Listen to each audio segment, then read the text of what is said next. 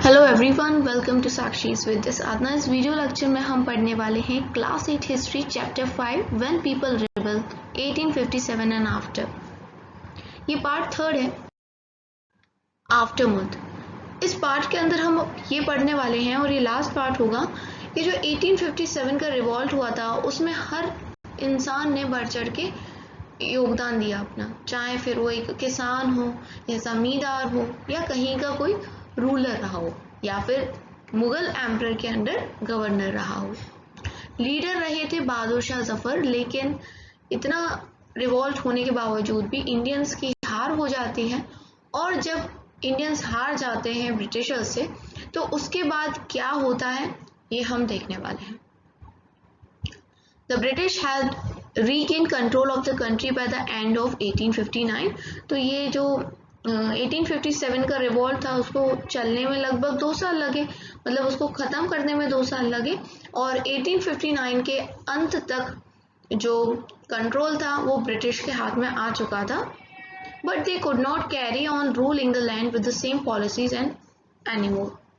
But अब इतना बड़ा एक उनको झटका मिला था कि सेम पॉलिसीज के साथ वो एक ही जगह को जैसे पहले रूल कर रहे थे नहीं कर सकते थे, क्योंकि दोबारा हो जाता कोई भी revolt. Given below are the important changes that were introduced by the British. So Britishers ने क्या सोचा कि हमें अपनी पॉलिसीज में कुछ चेंजेस लेके आने चाहिए ताकि अब फ्यूचर में ऐसा रिवॉल्ट ना हो। तो पहली चीज क्या थी, ब्रिटिश पार्लियामेंट ने एक न्यू एक्ट पास किया था 1858 में, और उसमें क्या था कि जो भी पावर्स थी ईस्ट इंडिया कंपनी की उसको ब्रिटिश क्राउन को दे दिया था ताकि मोर रिस्पॉन्सिबल मैनेजमेंट हो इंडियन अफेयर्स का। इसका क्या मतलब है कि पहले आपको पता है ना, ट्रेडिंग कंपनी की तरह ब्रिटिश की ईस्ट इंडिया कंपनी आई थी भारत में व्यापार करने के लिए, पर बाद में वो पॉलिटिकल मैटर्स में घुस गई और व्यापार के साथ साथ वो एडमिनिस्ट्रेशन भी करने लग गई। हाँ, लेकिन अब क्या हुआ कि जब ये 1857 की रिवॉल्ट की खबर पार्लियामेंट में पहुंची ब्रिटिश के इंग्लैंड, तो वहां पर इन लोगों को पता पड़ा कि इनका जो मैनेजमेंट है कंपनी का वो बिल्कुल सही नहीं है, और वो चाहते भी थे कि कहीं ना कहीं हमें मौका मिल जाए कि कंपनी की पावर्स को हम अपने हाथों में ले लें। तो वही हुआ। अब इस पार्लियामेंट के एक्ट के बाद जितनी भी पावर्स कंपनी के पास हुआ करती थी वो डायरेक्ट ब्रिटिश क्राउन के पास आ गई, मतलब ब्रिटिश सरकार के पास आ गई। A member of British cabinet was appointed secretary of state for India. एक मेंबर था जो ब्रिटिश कैबिनेट का होता था, जैसे अभी भी हमारे यहाँ कैबिनेट होती है ना, उसको अपॉइंट किया था क्या, सेक्रेटरी, इंडिया का सेक्रेटरी किया अपॉइंट। और उसको क्या जिम्मेदारी दी गई थी कि जो भी मैटर्स होंगे गवर्नेंस से रिलेटेड उनकी जिम्मेदारी उस सेक्रेटरी को दी गई थी। He was given a council to advise him called Indian council. उसके साथ कुछ लोग और भी थे जिसको काउंसिल कहा जाता था, वो उसको एडवाइस करते थे, सपोर्ट करते थे, असिस्ट करते थे, और उस काउंसिल का नाम था Indian council. The Governor General of India was given the title Viceroy, that is personal representative of Crown। पहले पोस्ट हुआ करती थी गवर्नर ऑफ बंगाल, फिर पूरा उसको गवर्नर जनरल ऑफ इंडिया हो गई वो पोस्ट है। अब हम देख रहे हैं कि गवर्नर जनरल ऑफ इंडिया नहीं रहा, अब वाइसराय हो गया। ये एक ऐसी पोस्ट थी जिसका डायरेक्ट कनेक्शन था क्राउन से। क्राउन समझ रहे हो ना, क्वीन के लिए बोला जा रहा है इंग्लैंड की। Through these measures the British government accepted direct responsibility for ruling India. ये सब करते हुए ब्रिटिश सरकार ने सारी जो रिस्पॉन्सिबिलिटी थी उनको स्वीकार लिया इंडिया की। फिगर 15 में देखिए, British forces capture the rebels near Kanpur. ये देखो कानपुर के पास ये लोगों ने अपने पूरे जो भी फोर्सेस थे उन पे कब्जा कर लिया है। Notice the way the artist shows the British soldiers valiantly advancing on the rebels forces। देखो ये ज़्यादातर जो पेंटिंग्स है ना ब्रिटिशर्स ने बनाई थी, मतलब ब्रिटिश पीपल ने बनाई थी, गोरे फिरंगी लोगों ने बनाई थी, तो वो लोग तो अपने लोगों को महान दिखाएंगे ही ना, थोड़ा सुपीरियर, तो ऐसा होता है। तो ज़्यादा इन पेंटिंग्स में मत जाना। सेकेंड चीज़ क्या की गई थी, All ruling chiefs of the country were assured that their territory would never be annexed in future. इन लोग को क्या डर लग गया था, इन्होंने क्या देखा था कि इस रिवॉल्ट में कई सारे जो रूलिंग चीफ्स थे उन्होंने भी बढ़ चढ़ के हिस्सा लिया, तो अब इनसे दोस्ती करनी पड़ेगी वरना बाद में ये लोग हमें दिक्कत क्रिएट कर सकते हैं, ऐसे ही एक और रिवॉल्ट हो जाएगा। इनको वादा किया गया कि हम फ्यूचर में कभी भी तुम्हारी टेरिटरी, तुम्हारी जमीन पे कब्जा नहीं करेंगे। They were allowed to pass on their kingdoms to their heirs, including adopted son. However, they were made to acknowledge the British Queen as their sovereign paramount. Thus, the Indian rulers were to hold their kingdoms as subordinates to the crown. और उनको allow कर दिया गया कि आप अपनी जो जायदाद है, आपका जो साम्राज्य है वो पास कर सकते हो अपने बच्चे पे, अपने लड़के पे, और ये ज़रूरी नहीं कि वो लड़का अपना सगा बेटा हो, अडॉप्टेड है तो भी आप कर सकते हो। इस तरह की बात करी। बस आपको एक चीज़ करनी होगी, आपको स्वीकारना होगा कि आप ब्रिटिश क्वीन के अंदर हो और उनकी सुप्रीमेसी को आपको मानना होगा। जैसे अभी हम देख रहे थे ना कि कई लोगों ने अपने आप को लीडर घोषित कर दिया था अंडर बहादुर शाह जफर, तो वैसे ही बोला गया है कि ब्रिटिश क्राउन के अंदर आपको ये हम किंगडम्स दे देंगे अगर आप हमारी सुप्रीमेसी को मान लेते हो तो। अब यहाँ पर ये जो बात आई है अडॉप्टेड सन की, इन्होंने क्यों इसको अडॉप्टेड सन को अलाउ किया, क्योंकि आपको पता होगा नाना साहिब के केस में, रानी लक्ष्मीबाई के केस में यही पंगा हुआ था कि नाना साहिब भी पेशवा बाजीराव सेकंड के अडॉप्टेड सन थे, तो उनको ब्रिटिशर्स ने कह दिया था कि हम आपको अब ये एम्पायर चलाने नहीं देंगे। सेम विद द कॉन्सेप्ट रानी लक्ष्मीबाई के साथ भी यही हुआ था, उनका अपना कोई बेटा नहीं था, कोई पुत्र नहीं था, अडॉप्टेड सन था, तो उनकी पति की मृत्यु के बाद उनके जो बेटे थे उनको मिल रहा था सब कुछ और वो अडॉप्टेड था, तो वहाँ पर ये प्रॉब्लम आ गई थी। इसलिए इन्होंने ये पॉइंट डाला कि अब से हम अडॉप्टेड सन को भी किंगडम संभालने देंगे, बस आपको एज अ सबऑर्डिनेट काम करना होगा ब्रिटिश क्राउन के। चीज़ जो इन्होंने की वो ये थी, it was decided that the proportion of Indian soldiers in the army would be reduced and the number of European soldiers would be increased.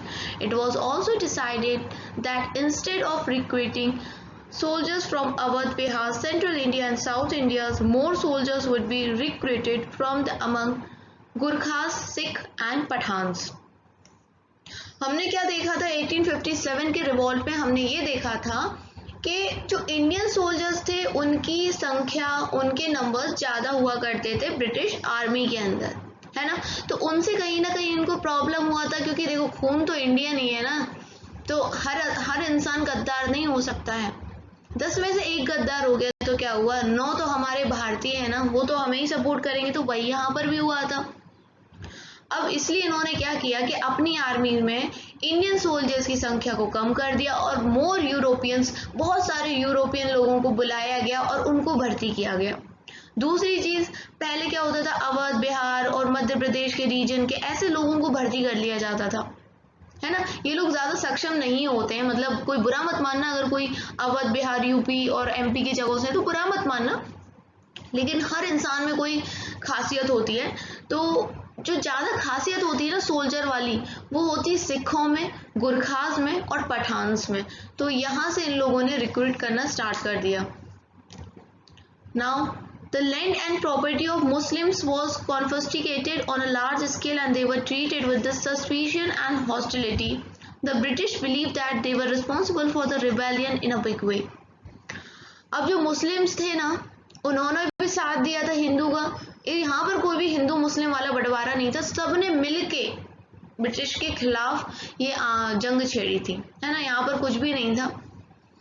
और यहाँ पर ये जो जानते थे ब्रिटिश के हमें हिंदू और मुस्लिम्स के बीच में दरार करनी पड़ेगी, अगर ये साथ रहे तो हम नहीं जीत पाएंगे ना हम शासन कर पाएंगे, तो यहाँ से थोड़ी थोड़ी इनके दिमाग में चली गई थी और इसलिए इन लोगों ने हमेशा डिवाइड एंड रूल पॉलिसी को ही अपनाया। तोड़ो और रूल करो, बांटो और रूल करो, आग लगा देते थे बीच में और फिर खुद मजे देते थे, ऐसे थे ये ब्रिटिश लोग। तो मुस्लिम्स की जो भी प्रॉपर्टी थी उन पे कब्जा करना स्टार्ट कर दिया और मतलब उनको बहुत ही गंदी नज़र से देखते थे, शक भरी नज़र से उनके साथ गंदा व्यवहार करते थे, क्यों? क्योंकि ब्रिटिश मानते थे कि इस रिबेलियन में मुस्लिम्स का बहुत बड़ा हाथ है और वो रिस्पॉन्सिबल है। Now next one is the British decided to respect the customary religious and social practice of the people in India. आपको पता है कि रिवॉल्ट का एक रीज़न ये भी था कि हिंदू और मुस्लिम्स की जो धार्मिक भावना है उनको क्या हुआ था, ठेस पहुंची थी। तो अब इन लोगों ने स्वीकारा कि हम जो भी हिंदू मुस्लिम और जो भी पीपल है इंडिया के, उनके जो भी कस्टम्स है ना रिलीजियस, उनका सम्मान करेंगे। मतलब बोलने को बोल दिया है, अंदर से कोई सम्मान नहीं करेंगे। Reality is that policies were made to protect landlords and zamindars and give them security of rights over their lands. Revolt में हमने ये भी देखा था कि जो जमींदार थे उन्होंने भी बढ़ चढ़ के हिस्सा लिया था। तो इसीलिए जमींदारों को खुश करने के लिए और अपनी साइड में रखने के लिए उन्होंने बोला कि हम ऐसी पॉलिसीज लेके आएंगे जो लैंडलॉर्ड्स और जमींदार्स को प्रोटेक्ट करेगी और उनको सिक्योरिटी अधिकार देगी उनकी ज़मीन पर, कि उनकी ज़मीन उनसे ना छीनी जाए। Thus a new phase of history began after 1857. So इतने सारे चेंजेस इन्होंने, जो ब्रिटिश ईस्ट इंडिया कंपनी पहले जैसे चल रही थी पॉलिसीज पे, उनकी पॉलिसीज में इतने सारे चेंजेस लेके आए। देखा कितने शातिर हैं ये लोग, और ऐसे इन लोगों ने चेंजेस लेके आए। और फिर उसके बाद 1857 की जो एक क्रांति हुई थी ना, एक नया दौर आया। आगे आने वाले चैप्टर्स में हम सारी चीज़ें कवर कर लेंगे कि क्या क्या हुआ, कैसे कैसे हुआ। फिलहाल अभी इस चैप्टर को आगे बढ़ाते हुए इस मैप में देखिए क्या दिखा रहा है, some important centres of the revolt in North India.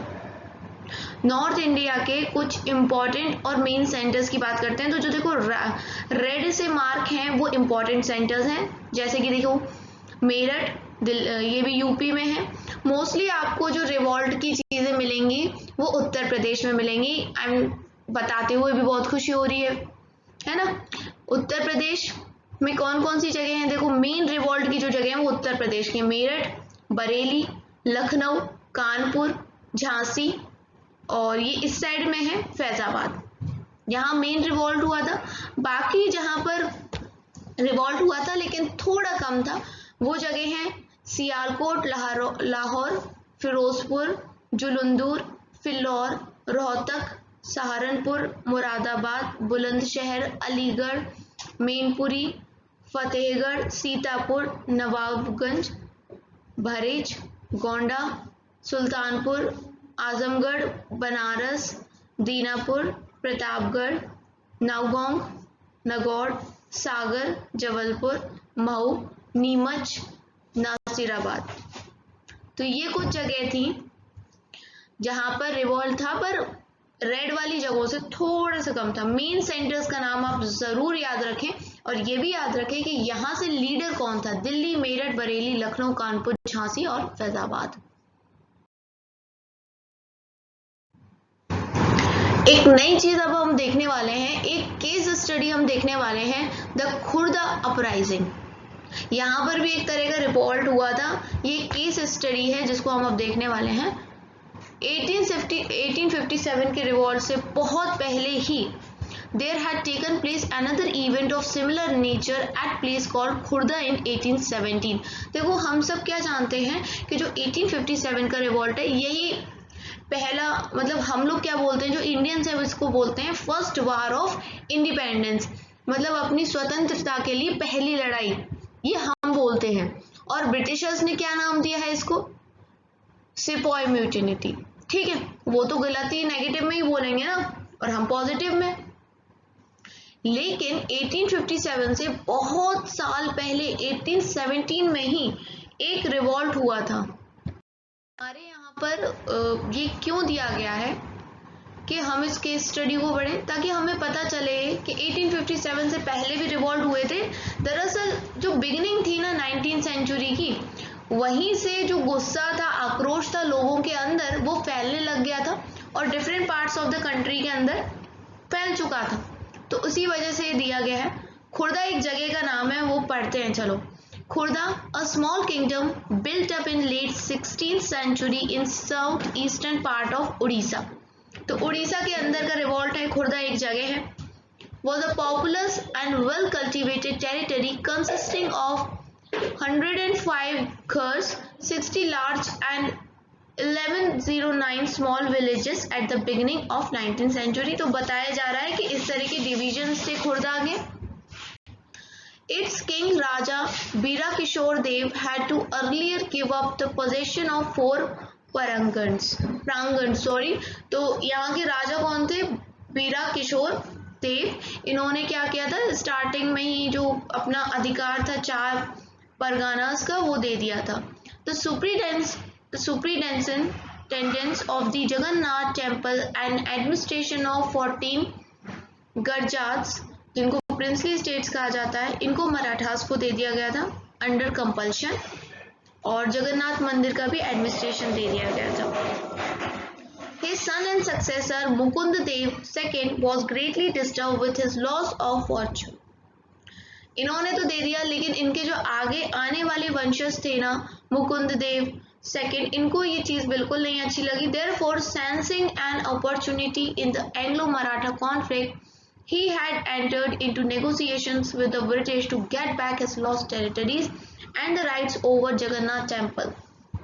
तो उन्होंने सोचा कि हमें एक अपॉर्चुनिटी मिली है, एंग्लो मराठा वॉर चल रहा है, ब्रिटिश और मराठास की अपनी लड़ाई चल रही है, तो चलो जो बातचीत कर लेते हैं ब्रिटिश से और अपने जगन्नाथ टेम्पल को वापस लेके आते हैं।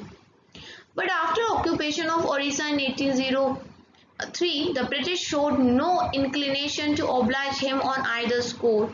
तो ब्रिटिशर्स हमेशा ऐसे ही करते थे, पहले बोल दिए कि हाँ ठीक है हम करेंगे, सुनेंगे तुम्हारी, लेकिन बाद में जब टाइम आया तो पलट गए अपनी बात से। हमेशा यही करते आए थे ब्रिटिशर्स भी, ठीक है।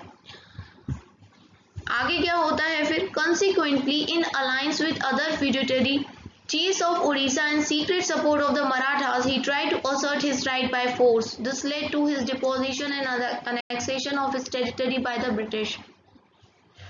अब जब नहीं माने ब्रिटिशर्स, तो उन्होंने भी ठान लिया कि हम तो लेके ही रहेंगे, और सीक्रेटली ब्रिटिश का, मराठास का भी थोड़ा बहुत सपोर्ट उनको मिला और उन्होंने अनेक्स कर लिया अपनी टेरिटरीज को।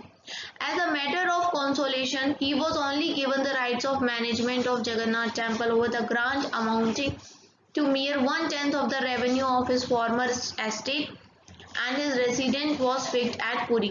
तो जब ये सब देखा ब्रिटिश ने, तो बोला कि ठीक है, हम तुम्हें जो जगन्नाथ टेम्पल है उसका मतलब मैनेजमेंट का अधिकार दे देते हैं, लेकिन जितना भी रेवेन्यू आएगा उसका 1/10 हम तुम्हें देंगे, ठीक है, 1/10 देंगे, और तुम्हारा जो रहने का आवास होगा, रेजिडेंस होगा, वो पुरी में कर देंगे।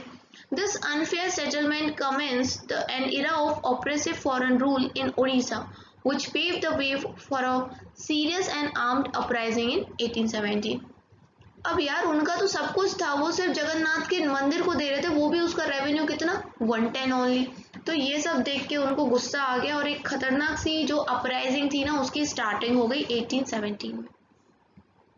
Soon after taking over Khurda, the British followed a policy of resuming service tenures। It bitterly affected the lives of ex-militia of the state, the Pikes। The severity of the measure was compounded on account of unreasonable increase in demand of revenue and also the oppressive way of its collection। Consequently, there was a large-scale desertion of people from Khurda between 1805 to 1817। अब देखो क्या हो रहा था कि जब खुर्दा को कब्जे में ले लिया गया, उसके बाद इनकी बहुत बुरी सी पॉलिसीज आने लगी, लोगों को परेशान होने लग गया। इनकी सबसे ज़्यादा क्या बुरी आदत थी, ब्रिटिश लोगों की डिमांड करते थे रेवेन्यू का, और उसको रेवेन्यू का जो कलेक्शन का जो इनका तरीका था वो बहुत ही ज़्यादा बेकार होता था, ऑप्रेसिव होता था। तो इस सब की वजह से लोग ने क्या करा, जगह को छोड़ के जाना स्टार्ट कर दिया, और कुछ को इन लोगों ने भी भगा दिया। तो एक डेसर्शन हुआ था, मतलब पलायन है ना, एक जगह को छोड़ के दूसरी जगह शिफ्ट होना। तो ये पलायन 1805 से 1817 में बहुत हुआ। Yet British went for a series of short-term settlement, each time increasing the demand, not recognize either the productive capacity of the land or paying capacity of the rights. तो ब्रिटिशर्स क्या थे, इनको बस इनकी डिमांड बढ़ती जा रही थी रेवेन्यू की, इनको इससे कोई मतलब नहीं है कि ज़मीन कितनी, अगर मान लो ज़मीन से तुम 1 कुंटल ही निकाल सकते हो तो तुम 10 कुंटल मांगते थे। ये तो सोचो कि उसमें से 10 कुंटल निकल ही नहीं सकता, उसकी कैपेसिटी ही ज़मीन की 1 कुंटल है। या जो गरीब किसान है उसकी इतनी नहीं है कैपेसिटी कि वो इतना दे सके, लेकिन ये कुछ नहीं समझते थे। No leniency was shown even in case of natural calamities which Orissa was frequently prone to. देखो आज भी हम देखते हैं करंट में भी कि उड़ीसा में कोई ना कोई मतलब साइक्लोन, तूफान, कुछ ऐसी बाढ़ की समझ, ऐसी चीज़ें आती रहती हैं, फ्रिक्वेंट है, तो कितनी ज़्यादा तबाही हो जाती है। तो ये एक नेचुरल कैलामिटीज़ है ना, इसमें तो कोई ड्रामा नहीं बना रहा, तो उस टाइम भी आ जाती थी। लेकिन ये जो लोग थे ना, ब्रिटिश लोग, ये नहीं मानते थे, चाहे नेचुरल कैलामिटी आए चाहे कुछ हो, तुम्हें तो बस रेवेन्यू दो, ऐसे इनका सीन था। Rather lands of defaulters were sold off to scheming revenue officials or speculator from Bengal। तो देखो यहाँ पर एक इंसान के बारे में बताया गया है कि कहीं एक टाइम पे उसके पास ज़मीन होती थी और फिर वो कैसे बैगर बन गया। इनका नाम है जगबंधु विद्याधर महापात्र ब्रह्मराबर राय, और शॉर्ट में इनको बक्सी जगबंधु कहते हैं। ऐसी कंडीशन आ गई थी इनकी कि ये लोग वॉलंटरी कंट्रीब्यूशन पे लोगों की जीते थे खुर्दा के, उड़ीसा के अंदर। और बहुत साल में ना बहुत सारे ग्रीवेंसेस आए लोगों के बीच में, जैसे कि ब्रिटिश ने अपने ही करेंसी चला दी थी, और जब ये रेवेन्यू भी डिमांड करते तो ये चाहते थे कि उसी करेंसी में इनको रेवेन्यू लोग दें।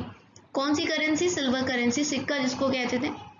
और नमक को लेकर भी जो नमक व्यापारी थे उनका काफ़ी लॉस हुआ, इन्होंने नमक की, सॉल्ट की मोनोपोली कर ली।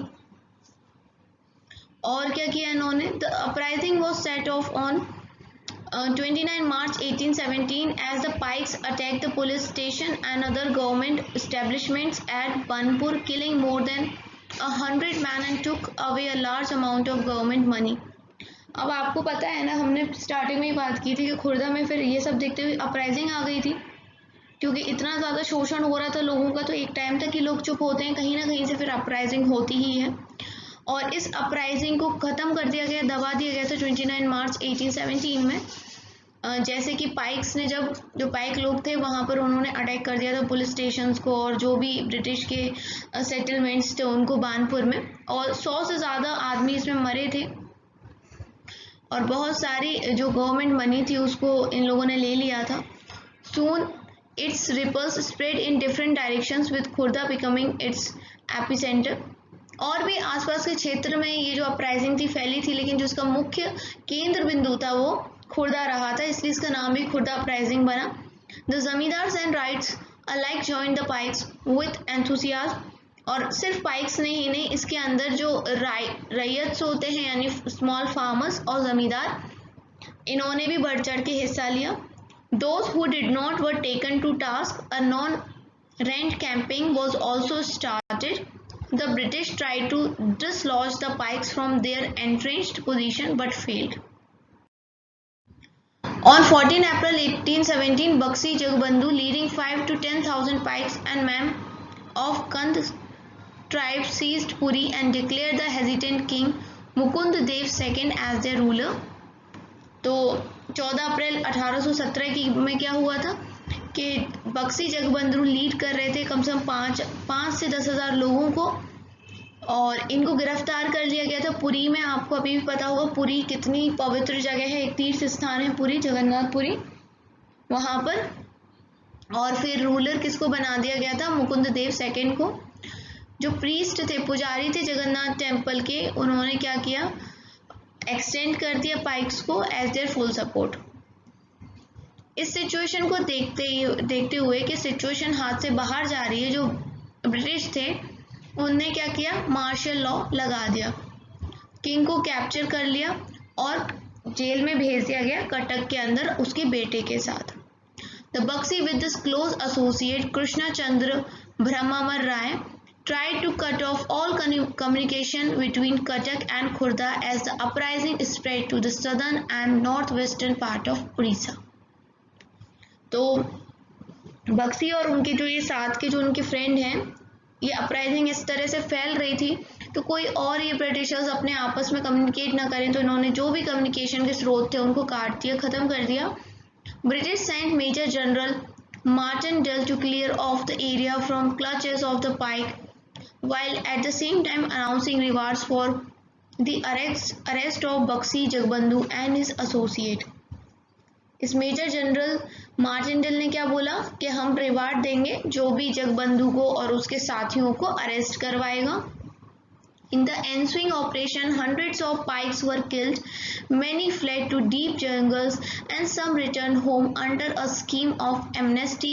Thus, by May 1817, this uprising was mostly contained। तो इस तरह से देखो, कोई जंगल में भाग गया, कोई इधर उधर हो गया, इस तरीके से जो अपराइजिंग थी उसका कहीं ना कहीं एंड हुआ। However, outside Khurda, it was sustained by Bakshi Jagbandhu with the help of supporters like Raja of Kujung and unflinching loyalty of Pikes until his surrender in May 1825। तो इस सब के बाद भी खुर्दा से बाहर अपराइजिंग चलती रही थी बख्शी जगबंधु के जो किरदार था उसके साथ, लेकिन 1825 में इन्होंने भी सरेंडर कर दिया।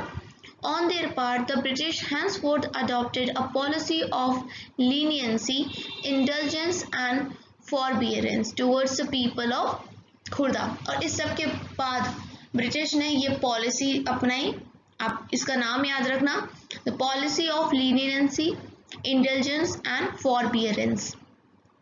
The price of salt was reduce and necessary reforms were made in the police and justice system. अब जो भी प्रॉब्लम्स थी उसको सॉर्ट आउट किया गया कि जो नमक के दाम थे वो ज़्यादा हो गए थे, उसको कम कर दिया गया। रिफॉर्म्स लेके आए पुलिस और जस्टिस सिस्टम में, जुडिशरी के अंदर।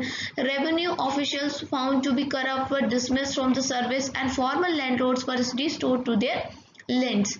जो भी ब्रिटिश ऑफिसर्स थे जो कि भ्रष्टाचार फैला रहे थे, करप्ट थे, करप्शन फैला रहे थे काय में, रेवेन्यू सिस्टम में, उनको हटा दिया गया सर्विस से, और जो पुराने जमींदार थे उनको उनकी पोजीशन दे दी गई।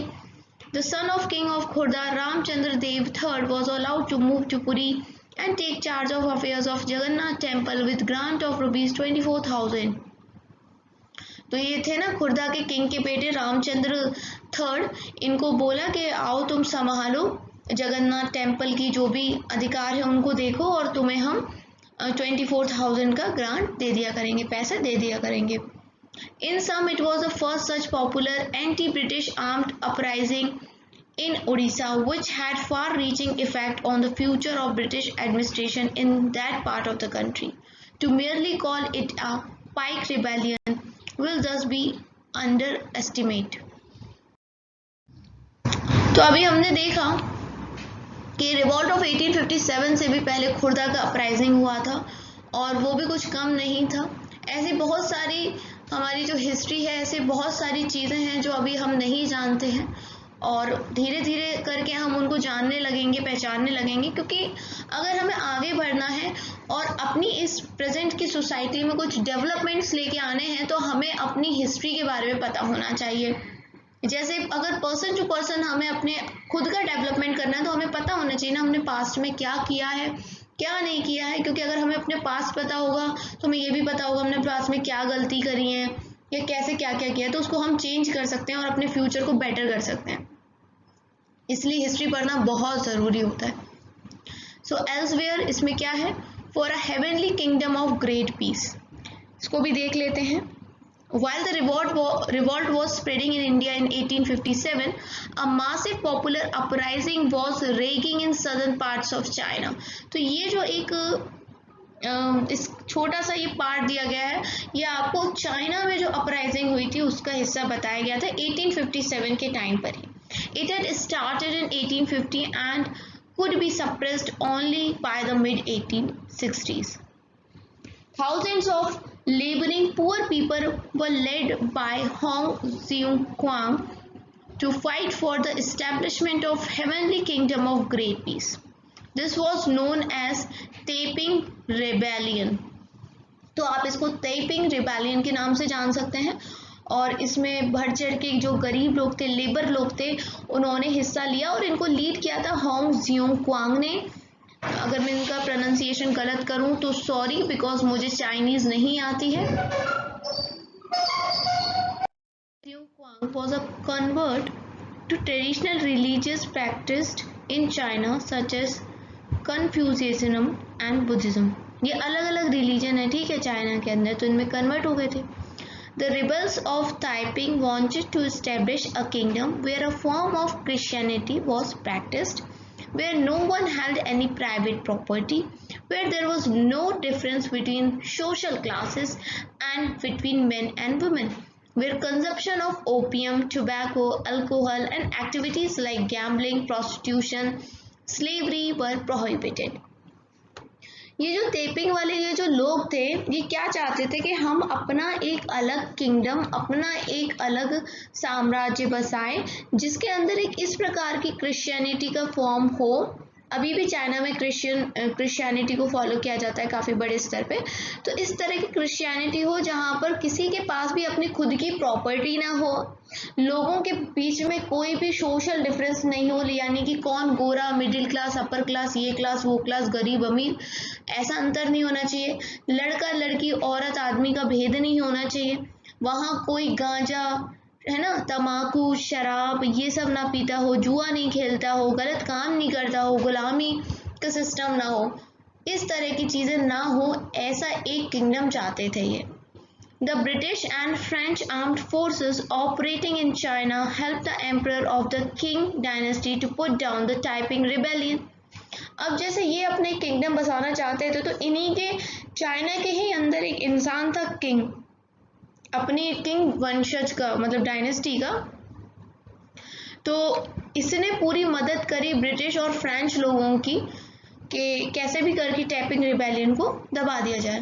तो आप देख रहे हैं कहीं ना कहीं, जब तक आप ही के घर का कोई व्यक्ति दूसरे का साथ नहीं दे रहा है ना, तब तक आप नहीं हारते हो। अगर इंडिया की बात करी जाए, ब्रिटिशर्स हम पे राज नहीं कर पाते अगर कुछ इंडियंस उनके साथ नहीं मिल पाते। चाइना का एग्जाम्पल आपके साथ है, और आपने कहीं ना कहीं रावण का भी एग्जाम्पल सुना होगा ना।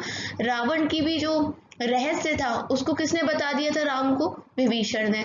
घर का भेदी लंका ढाई वाली बात हो गई ना। तो अपना ही कोई ना कोई ऐसा होता है जो दूसरों के साथ मिल जाता है, अदरवाइज हम इतने स्ट्रॉन्ग इनफ होते हैं कि हम किसी से भी जीत जाएं। इसलिए अपने सीक्रेट्स किसी को नहीं बताने चाहिए। चलो, ये तो हो गई बहुत सारी मॉरल बात। इसके साथ ही हमारा ये चैप्टर ख़त्म होता है। मिलूंगी आपके साथ चैप्टर 6 में। अगर आपको किसी और सब्जेक्ट पे वीडियो चाहते हो आप बीच में, तो आप मेरे को कमेंट करके बता सकते हो, या फिर किसी एक टॉपिक पे वीडियो चाहते हो तो वो भी मुझे बता सकते हो, ठीक है। वीडियो पसंद आता है तो लाइक ज़रूर करना, और मुझे पता है पसंद आया होगा इतनी मेहनत से जो बना रही हो। क्लिक कर देना, पैसे नहीं जाते, it's free of cost. Sharing is caring, तो शेयर भी कर देना अपने दोस्तों के साथ। And thanks for watching Sakshi's with Sadhana.